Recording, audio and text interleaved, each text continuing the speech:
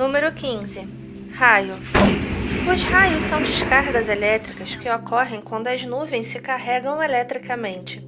Para que tal descarga aconteça, é necessário que o solo tenha a carga elétrica oposta à contida nas nuvens, pois desta forma ocorre a atração entre elas e, por fim, a descarga liberada pela nuvem. Cerca de 99% da descarga é liberada em forma de luz e 1% em forma de trovão. Número 14. Neve. A neve acontece quando as nuvens se encontram com temperatura inferior a 0 graus Celsius. Desse modo, o vapor de água se condensa formando cristais de gelo. Número 13. Avalanche. A avalanche é o deslizamento de uma grande quantidade de massa de neve, que varre tudo que estiver pelo caminho. Uma avalanche pode atingir cerca de 150 quilômetros durante a descida, transportando cada vez mais pessoas, animais e construções. A avalanche pode ser provocada pela passagem de esquiadores, ventos fortes, propagação de som, aumento de temperatura, entre outros. Número 12. Nuvens lenticulares. É preciso pelo menos 2 fatores para que essas nuvens surjam: um vento muito forte e um objeto muito alto. O fenômeno acontece quando o ar que se desloca ao longo da superfície terrestre atinge um obstáculo, como uma montanha. O ar em movimento tem que alterar o seu curso devido à obstrução, causando um redemoinho e fazendo com que o vapor de água presente condense para gerar essas formas.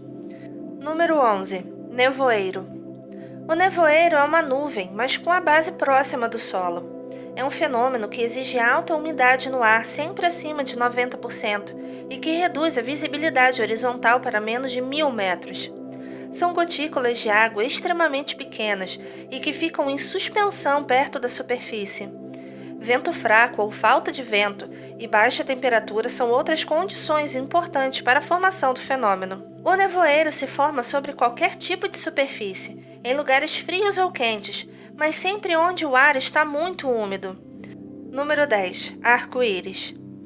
Nós vemos um arco-íris quando a luz atinge gotas d'água.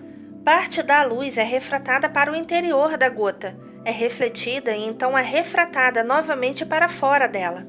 A luz branca, na verdade, é uma mistura de várias cores.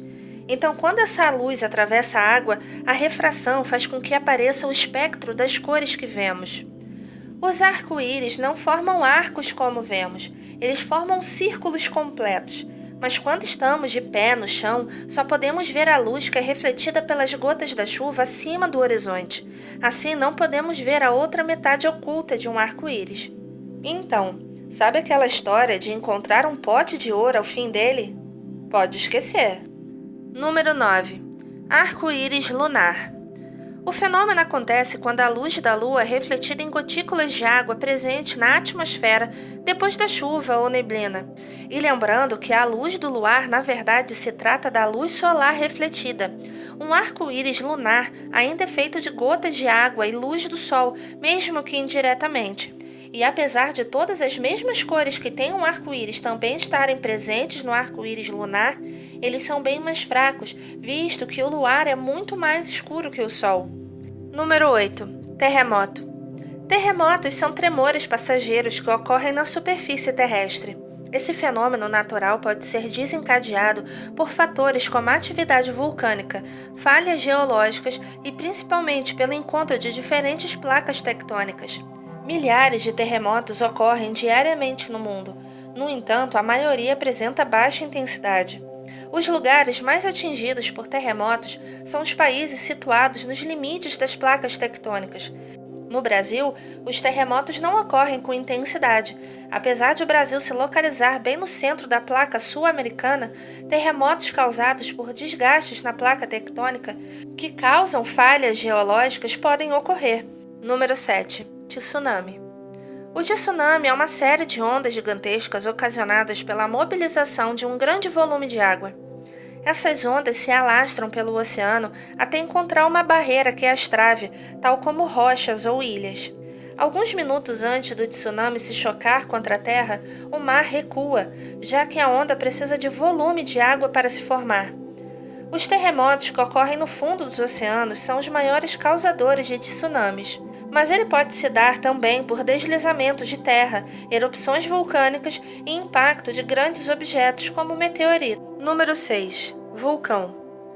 Vulcão se trata de uma abertura ou de uma fratura na crosta terrestre. É exatamente a partir dessa crosta que o vulcão expele para a superfície os materiais originários do manto, que é o interior da Terra. Dentro desses materiais estão a lava, os gases e os chamados piroclastos. O conjunto desses materiais é chamado de magma. Quando o magma sobe, pode acontecer duas coisas. Pode chegar até a superfície, tornando-se um vulcão e expelindo a lava, ou pode ficar alojado em algum lugar. O granito é um exemplo de magma que não foi expelido e se cristalizou. Número 5. Furacão. Um furacão é caracterizado pela movimentação circular de ar. A origem dos furacões é a mesma das chuvas. A chuva se dá em dois estágios. Primeiro a vaporização das águas e depois a condensação desse vapor, caindo novamente em forma de água. Quando isso acontece nas águas quentes do oceano, com temperaturas acima dos 27 graus, há um elevado índice de evaporação, com a produção de uma grande quantidade de umidade, que será depois convertida nas massas de ar que formam os furacões. O curioso é que, apesar da rapidez em que os ventos circulam, o olho do furacão fica calmo. O motivo para isso é que, com ventos em sentido circular, a velocidade fica só nas paredes do tornado, deixando uma passagem livre no centro. Muitos furacões perdem a força ao atingir áreas com águas frias e não chegam a ter contato com o continente. Número 4. Aurora boreal. São luzes coloridas que aparecem no céu à noite. Ela resulta no impacto dos ventos solares com o campo magnético do planeta. Primeiro, é preciso saber que o Sol não irradia apenas luz, emite também ventos solares.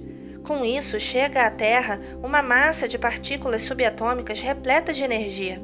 Essas partículas, denominadas plasma, causam a sensação óptica multicolorida quando penetram no campo magnético terrestre. Os mesmos ventos solares que causam esse fenômeno tão bonito interferem nos meios de comunicação, sinais de televisão, radares, telefonia, satélites e diversos sistemas eletrônicos. Número 3. Tempestade de areia. Uma tempestade de areia é um fenômeno que ocorre quando a umidade relativa do ar está baixa. Se trata de uma grande massa de partículas de poeira ou areia que é levada por ventos turbulentos e é elevada do solo até uma altura considerável. Essas tempestades são mais frequentes em regiões com grande quantidade de areia, solo desprovido de vegetação e baixa umidade, como desertos. Número 2. Espelho d'água. Esse fenômeno natural acontece quando pequenas quantidades de água na época de chuva enchem a planície de sal, criando uma imensa superfície de reflexo, como um espelho, que faz com que pareça que as pessoas estão caminhando no céu. A visão do reflexo infinito das salinas do Salar de Uyuni, no sul da Bolívia, é conhecida como céu na Terra. Número 1. Bioluminescência nos mares. A bioluminescência pode ser definida como a emissão de luz por organismos vivos. Ocorre em vários organismos, como bactérias, fungos, algas, moluscos, peixes, águas-vivas e principalmente no ambiente marinho.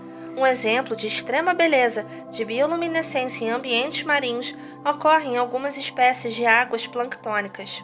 Ele usa essa técnica para sua sobrevivência, atraindo presas ou afastando predadores. Ele acende quando ocorre alguma perturbação na água, e quanto maior essa perturbação, mais forte é a energia do brilho.